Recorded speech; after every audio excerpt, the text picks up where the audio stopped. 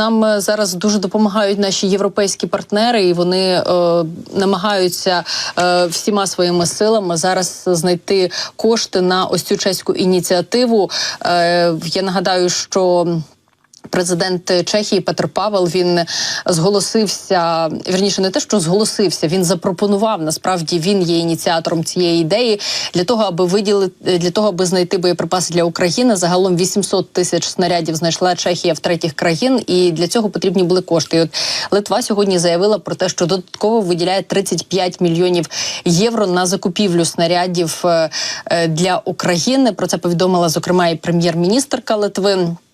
І я нагадаю, що частину снарядів вже збираються поставити зовсім скоро до України. І це, як зазначають чеські посадовці, що це допоможе знизити напругу на українському фронті. Ну і, звичайно, що трошки дасть видихнути нашим бійцям, хоча б на кілька місяців допоможе тримати оборону населених пунктів і не думати за те, скільки снарядів їм варто витрачати. Тому що Петр Павел заявив про те, що крім тих 800 снарядів, про які він вже говорив раніше, у лютому нині є змога купити ще 700 тисяч боєприпасів.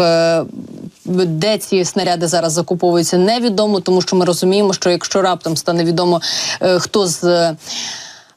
яка з країн готова нам продати боєприпаси, одразу Росія матиме змогу повпливати тим чи іншим чином на, власне, ось ці країни. Ну і є дійсно така вірогідність, що ми можемо втратити цю можливість закупити додаткові снаряди. Ну, на щастя, знаєте, зараз говорять про те, що Чехія абсолютно використовує всі наявні в неї зв'язки, зокрема, не гребує і зв'язками часів ще холодної війни. Ну і, направду, за це їм величезне спасибі. І от як вже зазначав прем'єр-міністр України Денис Шмигаль, що в квітні цього року Україна очікує на постачання дійсно великої кількості боєприпасів, і нібито вже в квітні цього року ми маємо бути забезпечені настільки, аби нам вистачило боєприпасів на кілька місяців або навіть до кінця року, аби ми за ці боєприпаси не думали. Ну і от ще одна хороша новина є, що Україна сама збирається наростити виробництво боєприпасів 155-го калібру. Вже в другій половині цього року розпочнеться це виробництво, займатимуться ними українські оборонні компанії.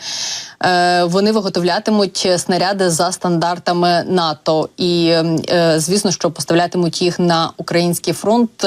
Тут, знаєте, дуже справді цікавий розвиток нашого військово-промислового комплексу і нарощення виробництва снарядів, і, зокрема, виробництво снарядів власними силами, аби не закуповувати їх у третіх країн, а мати змогу виготовляти їх самостійно. Ну і, звичайно, що наші європейські партнери також говорять про те, що виробництво снарядів вони налагоджують на своїх оборонних підприємствах, і ці снаряди вони підуть в резерв Європейського Союзу для країн НАТО. Ну і, звичайно, що частина буде надаватися Україні. Тому зовсім скоро снарядний голод для України залишиться в минулому. Сподіваємося на це дуже.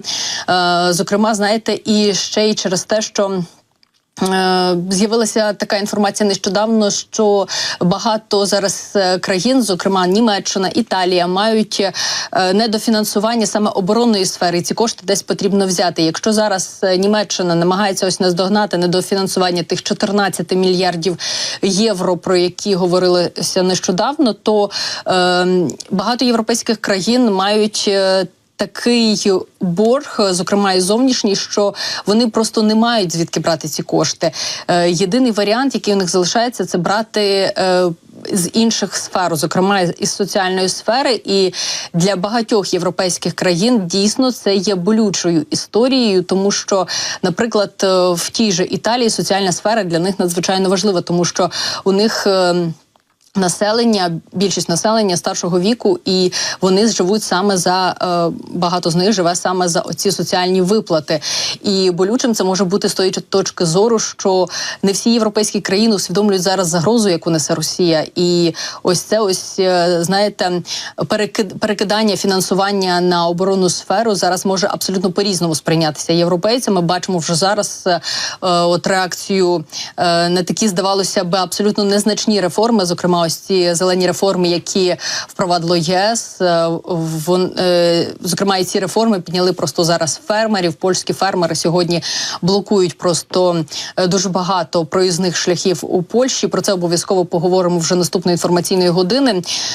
Ну, але бачимо зараз, що є питання, до яких Європейському Союзу доведеться ще повертатися, зокрема, і доводити до свого населення важливість фінансування оборонної сфери, зокрема.